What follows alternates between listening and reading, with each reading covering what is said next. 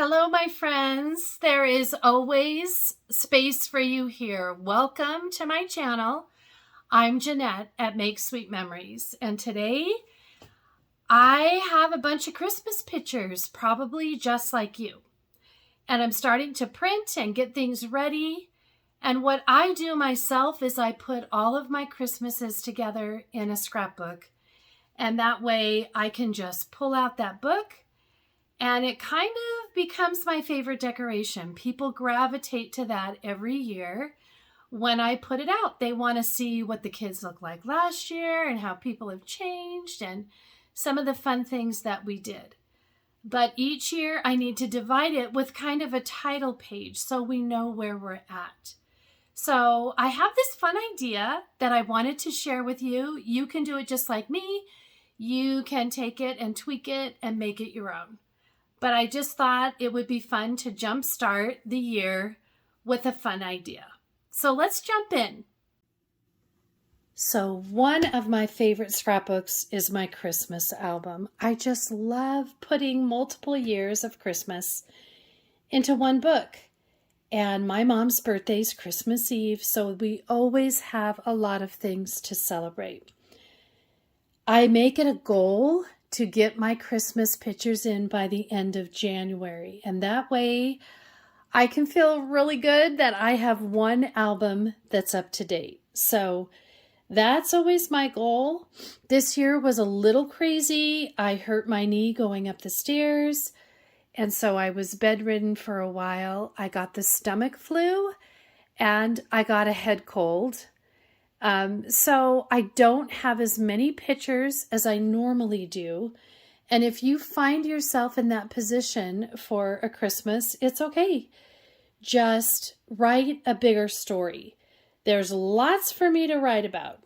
So last year, my grandson was just walking and he looked so little in the pictures. This year, he got a bike for Christmas. And so things are changing very quickly. And you want to capture as much of that as you can.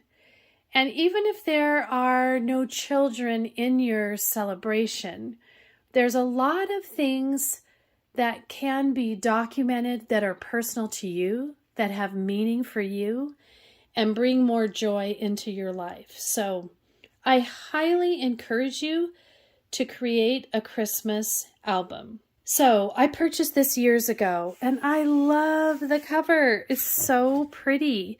Isn't that beautiful detail? I wish I would have bought multiples of this. I loved it the minute I saw it and I kind of regret that. So that's a little tip for you. If you find a cover that you just love, consider buying multiples. You can always engrave the spine with the different years. So there's lots of ways to make a book personal for you. You can get a red book, you can get a green book, whatever your preference is, and you can engrave the spine to say something different or to capture the years that are in each book. Another thing you can do is you can create your own. So you can use photos or you can use digital art and create a custom album if you choose. So you have lots of options. But I like creating a little title page in each section, like I said, so I know where I am. Let me show you last year. Okay, this is where I started last year. You can see the date. I put it in gold sticker letters down here, 2021. Oh Holy Night is a song that my dad sang while I was growing up. And so it's a personal favorite of mine. And my friend Chris put it on vellum, which I thought was such a lovely idea, and cut this for me. So I am all about that. Vellum gives kind of an elegant feel. And what I did is I just took the nativity punch. It's right here, and this one's still available, and punched it in a circle with the jumbo punch. If you're not sure how to do that, there is a video on title pages that will show you. So this punch, normally punches just in a straight line, but you can do it in a circle as well. And it kind of fills the space and makes this really a beautiful title page. So I really like it. There's vellum and some metallic gold, and then this pretty navy print that has little sparkly stars in it. And then I put a little light blue behind that. So this was last year, and I used the Joy to the World collection. And you can see there's the holly punch right here. Here's some of the papers in that collection. It's really a fun one. And I did a couple peekaboo pockets. And then here's that nativity border straight across. You don't have to have pictures of the nativity to use the nativity punch. So I just want to make sure you realize that it's just a symbol of Christmas. So you can use that in lots of ways. Here I use some 5x7 pictures for something a little different, and then I cut my laser border and kind of put some on each side and did some embellishments here and here where it was kind of white to add a little punch there, and then a little cluster in this corner. Kind of fun. So that turned out cute. Here is the candy cane border maker cartridge. I think this one's still available too. That's a fun one. I used some of the embellishments from the pack. Turned out really cute. We made hot chocolate together. You can see the whipped cream in his mouth. And then added a little tag on the side and some of the pre-done laser embellishments. I think they call them, what do they call them? Titles. Laser embellishment titles. And then I added another little piece of holly here. So very quick, but still very fun. We had a first haircut over here, and so we documented that, and I used some gray and then little pops of red and green because it's for a little boy here. And then again, some laser titles and a little flip out right there. That cute little guy. So pretty easy, simple embellishing here. I used the honeycomb border maker cartridge here and here. It kind of created a lacy effect. Then I have a letter here from my parents, and here we go. I'm ready for the next year. So I started looking around for what kind of paper do I have that would kind of go with this one, so they sort of blend together. And I found this in my stash that has a little holly leaf, and I'm going to put this down right here. So let me get my tape runner and I'll do that. Okay, so I have adhered that down, and then I needed to find some type of paper that will go with these but not fight with it too much. And so I picked up this green plaid, and I thought that would be fun, and I could kind of pick up some green in here. And I thought I would make a little pocket and put it on the top of the page protector. So I want to show you how I'm thinking about that.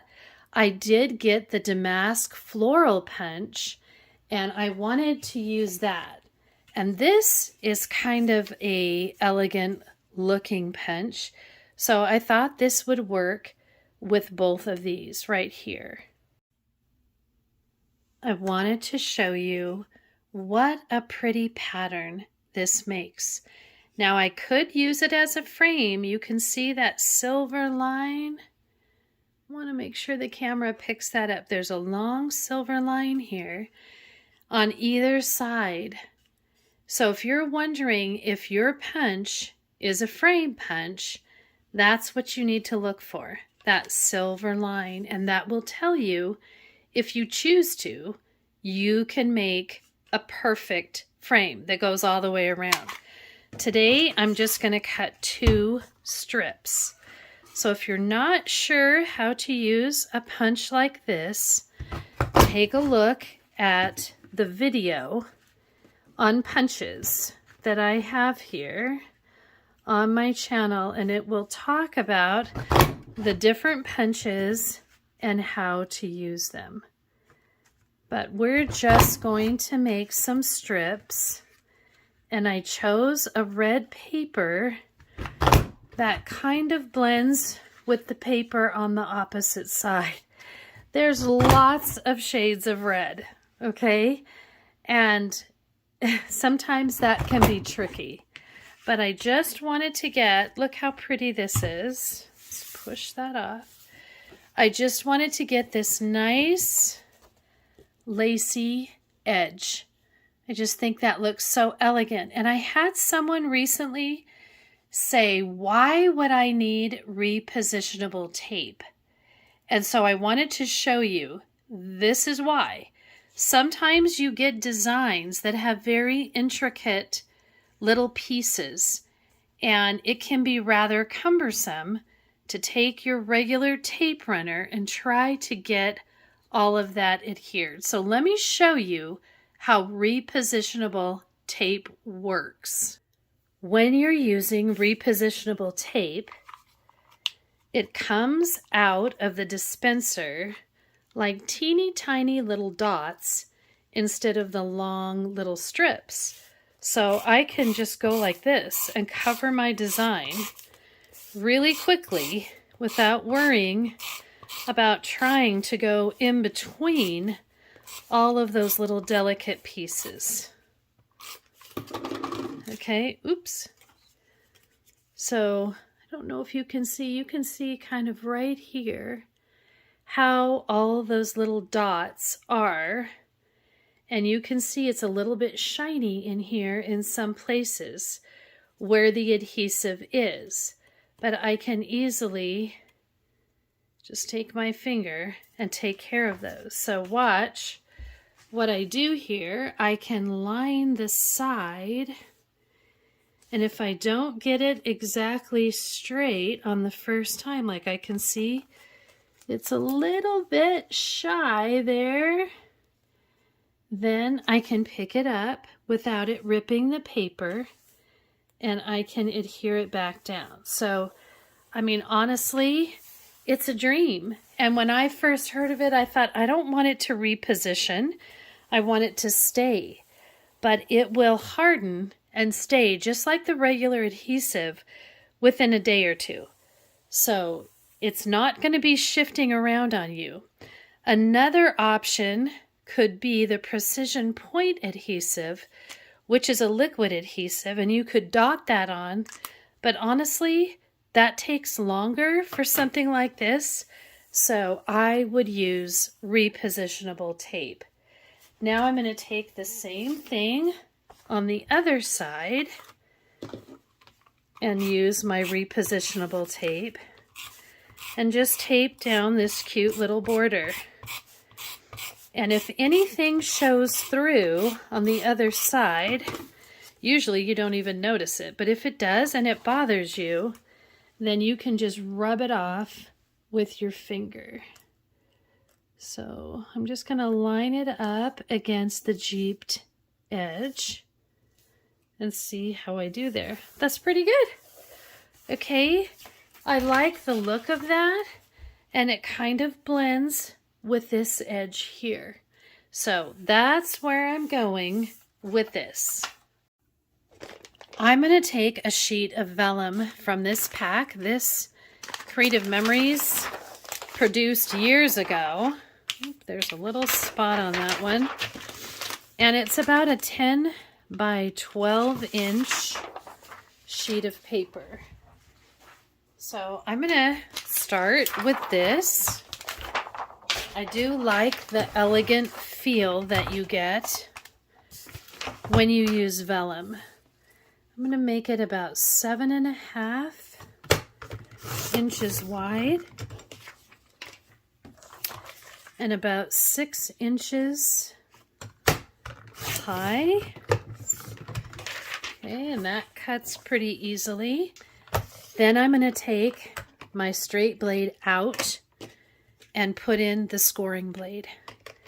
So I'm going to make a couple little folds. So I'm going to do about a 1/2 inch on the long side of this piece, just lining it up on the very first line after the gray here.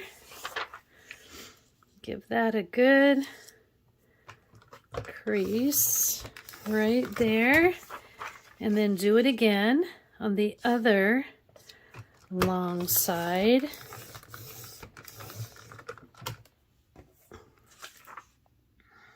So let's do that first and kind of fold it right here.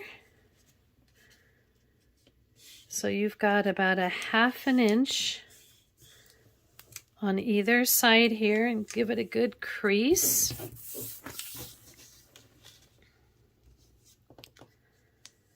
Half an inch there.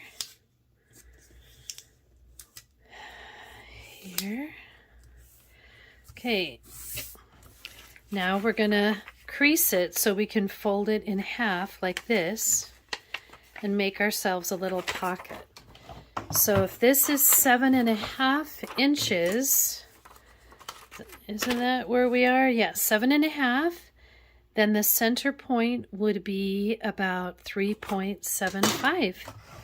So let's score it on 3.75 right here. That's going to give us that nice center.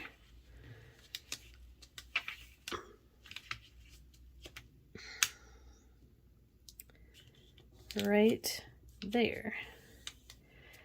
Give yourself a nice crease. And then I think it would be kind of fun if we scalloped that edge. Let's do something different with that. Take out the scoring blade and put in the purple scallop.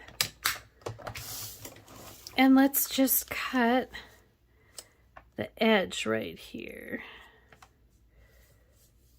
So just push it slow, hard, because you're going through both sides. That's fun, right? I like it. Okay, so here we go. We have our little pocket, and I have a little piece of that plaid that I think I'm going to put about right here on the top of my page protector. Another option could be put your page protector on and then do a little slit right here. But what I thought would be fun is to take a tag and do my journaling right on the tag. So I cut 2 tags. One is white and then one is this plaid, and just trimmed it off here so I can stick it inside and then pull it out. So I thought that's kind of fun. And then I thought, well, what about a ribbon? I think I need a ribbon. So this is about, what, 10 inches? Oh, a little bit longer than that. This could be longer than I need. Let's see. Yeah, I think about 10 inches actually is a good length. So let me trim that right about here. You can always take a little scrap of ribbon that you have.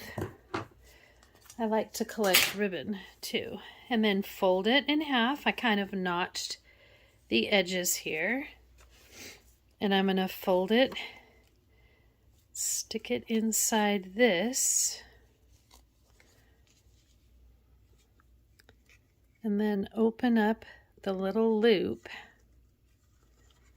and stick my little tags through it.